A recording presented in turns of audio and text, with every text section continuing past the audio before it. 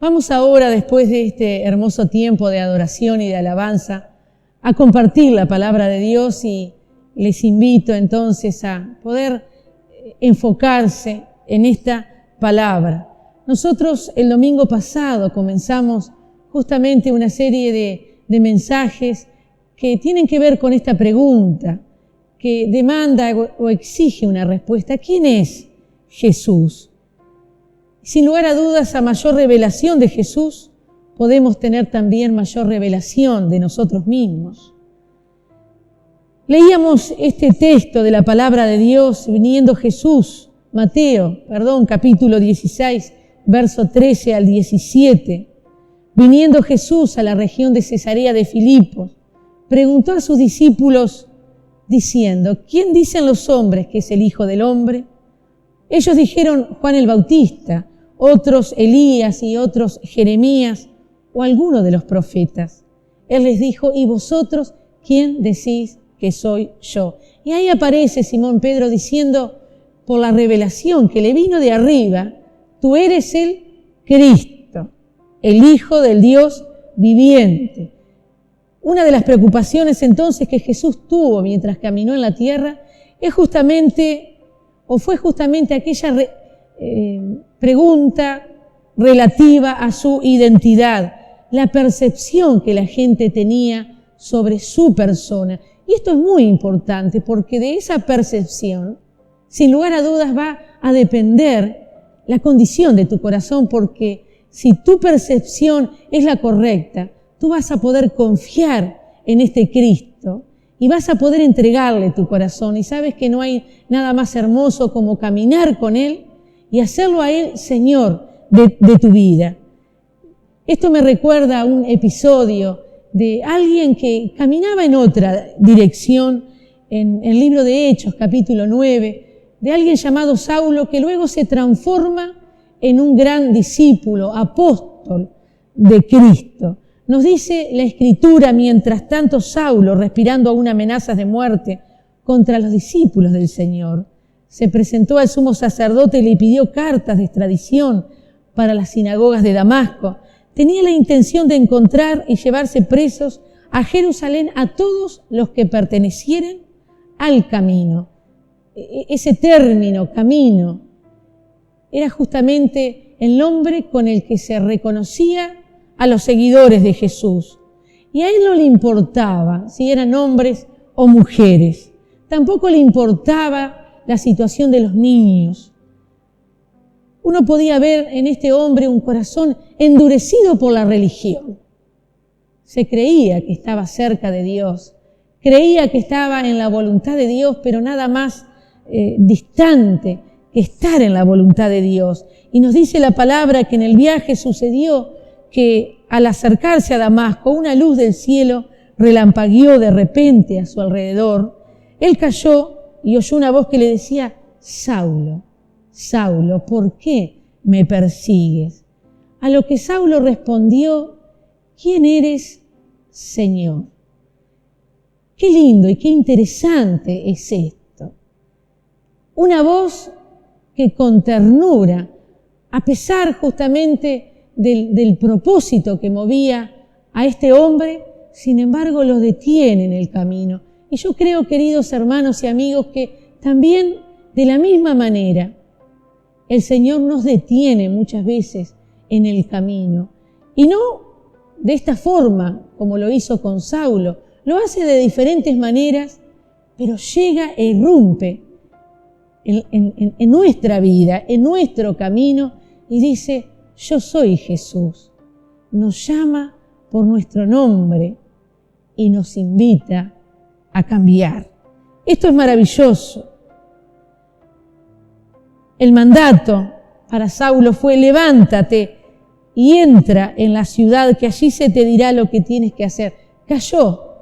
Y este caer podría simbolizar también justamente un entrar o recuperar la razón, el verdadero sentido a la vida, encontrarse consigo mismo. Y vaya, si tal vez tú que estás del otro lado también necesitas reencontrarte contigo mismo, reencontrarte con ese Dios que te ama y que también te llama por tu nombre, sin importar las circunstancias y la vida que estés llevando. Él quiere ayudarte y tiene el poder para transformarte.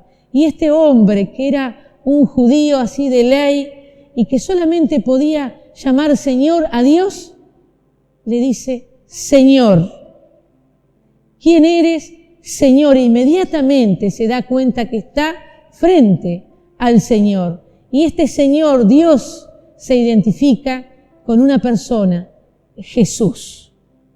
Así que él ahí convierte el corazón y reconoce a Cristo como Dios.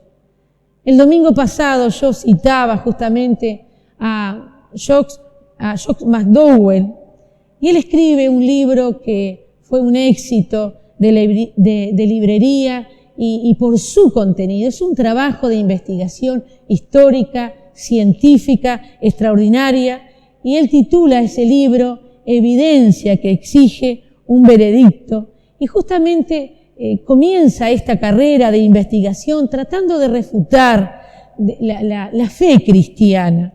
Y en medio de ese proceso, él tiene realmente un encuentro con Cristo.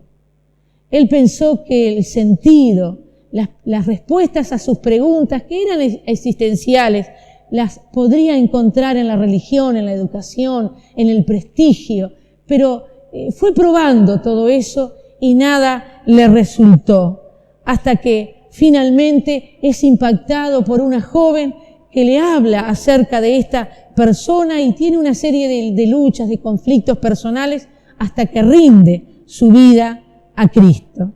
Y quisiera mencionarte, al igual que Josh McDowell, hubo, que a mí me gusta mencionarlo, un escéptico francés del siglo XVIII, que también escribe un libro de muchas páginas llamado Jesús. Y él también tenía esta intención justamente de desacreditar al cristianismo y desacreditar a Jesús. Y yo no estoy hablando aquí de religión, porque el cristianismo como religión ha hecho mucho daño. Estoy hablando de una persona que la puedo disociar justamente de lo religioso y puedo percibirla como persona que es. Estoy hablando de esa persona, de Jesucristo. Y Renan, este escéptico francés, culminó diciendo: si no era Dios, merecía serlo. Extraordinaria afirmación. Si no era Dios, Jesús, entonces algún error habrá habido, porque Él merecía serlo. Y otra de sus frases fue: Jesús ha sido el genio religioso más grande que jamás haya existido. Su belleza es eterna y su reino no tendrá fin. Jesús es en todo aspecto único y nada se le compara. Toda la historia sería incomprensible sin Cristo. Si Dios entonces se hizo hombre, querido amigo, querido hermano, entonces esperaríamos que satisfaciera el hambre espiritual de la humanidad. Y vaya, si esta humanidad hay hambre físico, y lo vemos lamentablemente y lastimosamente, pero también vemos el otro hambre, el hambre espiritual. Cualquier cosa que no sea Dios dejará al espíritu del ser humano sediento, hambriento, ansioso, frustrado, incompleto. Pero escuchemos a alguien que en un momento hace esta afirmación: si alguno tiene sed, que venga a mí y beba. Aquel que cree en mí, como dice la Escritura, brotarán ríos de agua viva. Qué profundas y maravillosas palabras. Si alguno tiene sed, es la misma invitación. Si alguno está cansado, venga a mí. Si alguno tiene sed, que venga a mí y beba. De aquel que cree en mí, como dice la Escritura, brotarán ríos de agua viva. Y dice que al oír sus palabras, algunos de entre la multitud decían: verdaderamente, ese es el profeta. Otros afirmaban: es el Cristo. Pero otros objetaban, ¿cómo puede venir Cristo de Galilea? Y ahí se planteaba toda una discusión, y de hecho la Escritura decía que la descendencia sería de David y de Belén, el pueblo de donde era David, y justamente Jesús había nacido en Judea, en Belén. Así que toda la Escritura también y las profecías escritas varios siglos antes confirman el hecho de que Jesús, sin lugar a dudas y por su carácter, es quien dijo que es. El testimonio de Josh McDowell es muy interesante respecto a lo que pasó después con su vida. Yo creo que cada uno de nosotros que ha tenido un encuentro con Cristo tiene un testimonio para compartir. Yo podría también compartir el mío, pero quisiera tomar este testimonio justamente de alguien que investigó, razonó la fe cristiana y llegó realmente a tener un encuentro con Cristo. Cuando una persona se convierte, hay cambios, y siempre los cambios son positivos. Y hay algo que la humanidad, la tecnología, la ciencia no ha logrado hacer, y es cambiar el corazón del hombre. Y hoy por hoy, como en tiempos pasados, vemos cuánta necesidad hay de cambio y cuánta gente está necesitando y quiere un cambio, pero muchas veces lo busca en la dirección incorrecta. Él nos comparte lo que pasó con su vida después de entregarle su corazón a Cristo y hacerlo el Señor de su vida. Hay cosas imposibles que se hacen posibles, y tal vez tú que estás del otro lado también estés pensando, necesitando un milagro. Yo quiero decirte que este Cristo en el cual yo he creído es la persona que puede hacer ese milagro. Yo creo que el más difícil es cambiarnos, romper con ataduras, con adicciones, quitar el rencor, el odio, la amargura, el resentimiento de nuestros corazones y redireccionar nuestra vida. Josh McDowell nos dice, quizás el cambio más significativo ocurrió en el área del odio y de la amargura. Crecí lleno de odio y de hecho creció con ese odio que fue justificable, hasta legítimo, diríamos, humanamente, dirigido hacia un hombre. Yo despreciaba todo lo que ese hombre representaba. Recuerdo que cuando era un muchachito, mientras estaba por las noches acostado en mi cama, yo planeaba cómo matar a ese hombre sin que me atrapara la policía. Ese hombre era mi padre. Mientras yo crecí, mi padre era el borracho del pueblo. Raramente lo veía sobrio. Mis amigos de la escuela se burlaban de él, tirado en la cuneta del centro del pueblo, y lo ponían en ridículo. Las burlas de ellos me herían profundamente, pero yo hacía de cuenta que no era así, y me guardaba eso en el corazón, y de hecho nos podemos imaginar la herida que eso iba provocando. A veces encontraba a mi madre en el granero, nos dice nuestro referente, tirada allí en el estiércol, golpeada brutalmente, casi hasta que no podía levantarse.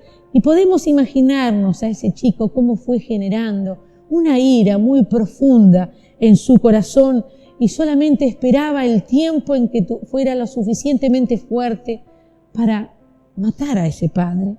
2 meses antes de terminar la secundaria, encontró a su madre sollozando y tirada allí en su cama en un estado de depresión. La madre le dice y le comparte que había perdido la voluntad de vivir, que solamente estaba esperando que él terminara sus estudios, la secundaria, que se graduara y luego quería dejarse morir. Y así fue. Él terminó la secundaria y a la semana la madre muere y estuvo allí en esa casa unas semanas más hasta que pudo ingresar a la universidad. Y él nos cuenta en su testimonio de que si hubiese estado un tiempo más, realmente el desenlace de su vida y la vida de su padre hubiese sido otro.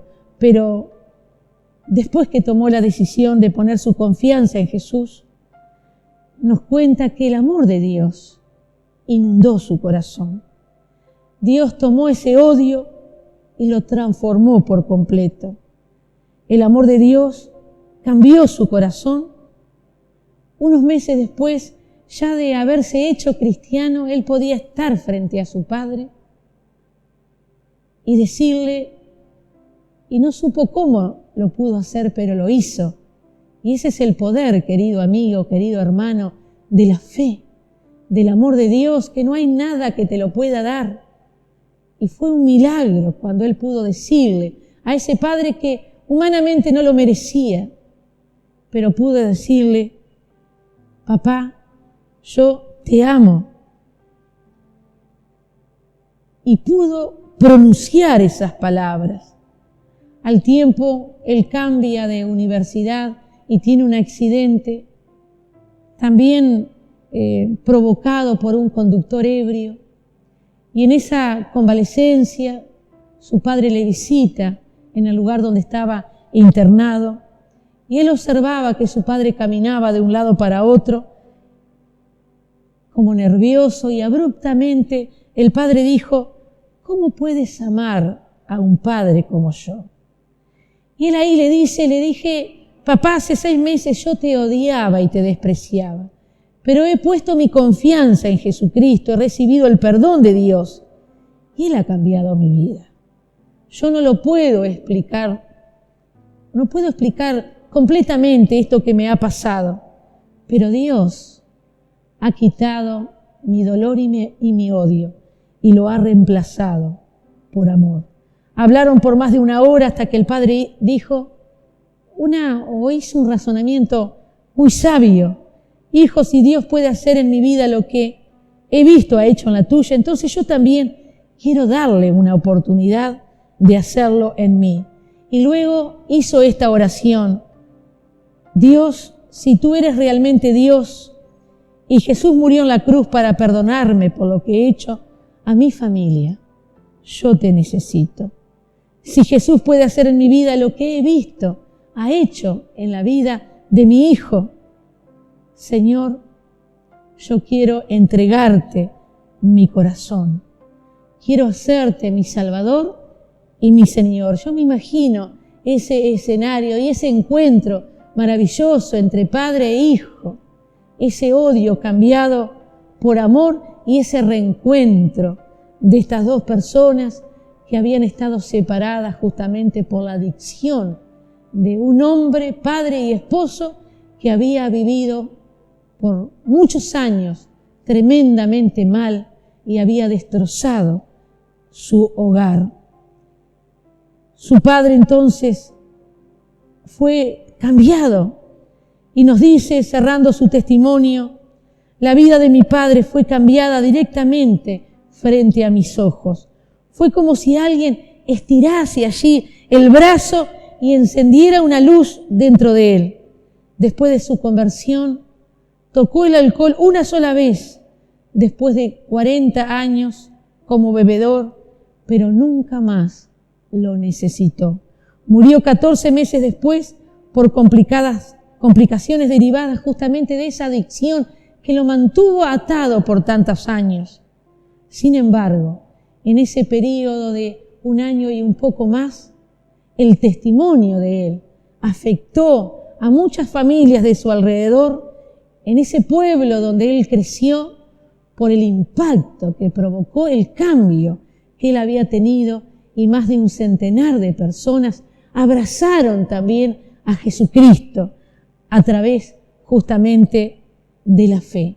Usted puede reírse de la fe cristiana, pero por experiencia propia y por la experiencia de miles y millones que hoy podrían sumarse a este testimonio, le puedo asegurar que la fe en Cristo da resultados. Ella cambia vidas.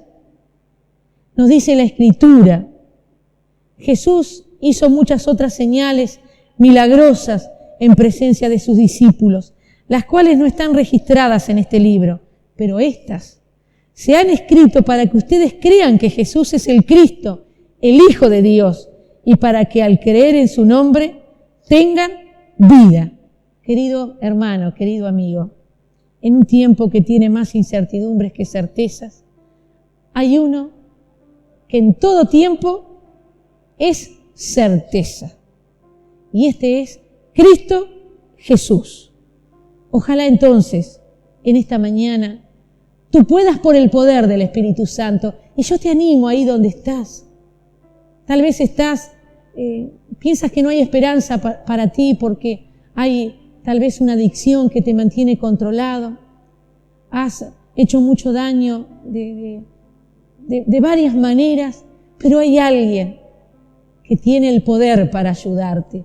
Alguien que dijo, cree en mí y por tu interior van a correr ríos de agua viva. Esta persona que pronunció estas palabras hace 2000 años y que están escritas y que han sido proclamadas, esa palabra sigue cambiando corazones, sigue salvando personas, sigue salvando familias, matrimonios. Entonces te invito en esta mañana que le rindas la vida a Jesucristo. Allí donde estás, di, Señor Jesús, yo te necesito. He escuchado y recibido esta palabra. Yo también necesito un cambio en mi vida. Ven a mi corazón, sálvame, perdóname. Hazme la persona que tú quieres que yo sea. Haz esta oración por fe. Decide desde lo profundo de tu corazón dejar esa vida que no te ha dado ningún dividendo o muy escasos y rinde tu vida al Salvador. Yo quiero orar para ti en estos momentos y también tú que ya tienes una fe, cultiva esa fe en Jesucristo. Enamórate cada día de Jesús y da un testimonio a través de los cambios que Él quiere seguir haciendo en tu vida. Cristo es la mejor opción. Señor y Padre, en estos momentos yo te invoco porque siento invocarte sobre algún corazón que está escuchando y recibiendo esta palabra y está necesitando justamente un milagro, Señor, y estoy orando por ese milagro que no hay estrategia humana que pueda lograrlo o tecnología o ciencia que pueda hacerlo, y es cambiar ahí el corazón y romper con ataduras, con lazos que mantienen cautivos a esa persona, ya sea hombre o mujer. En tu nombre estoy orando por libertad, Señor, en el nombre de Jesús. Estoy diciendo que hay personas que están tomando una decisión en tu favor. Haz ese milagro que están necesitando. Y aquellos que ya tienen una fe, Señor, en estos momentos, estoy orando para que sean fortalecidos y que esa fe aumente, que redunde en esperanza, en más amor, que es lo que esta sociedad necesita.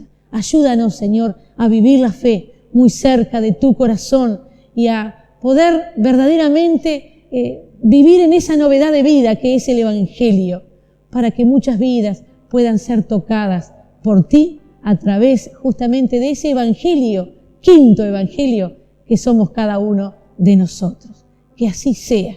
Y ahí donde estás, di amén, amén. Que así sea, que esta palabra siga siendo la obra que el corazón necesita.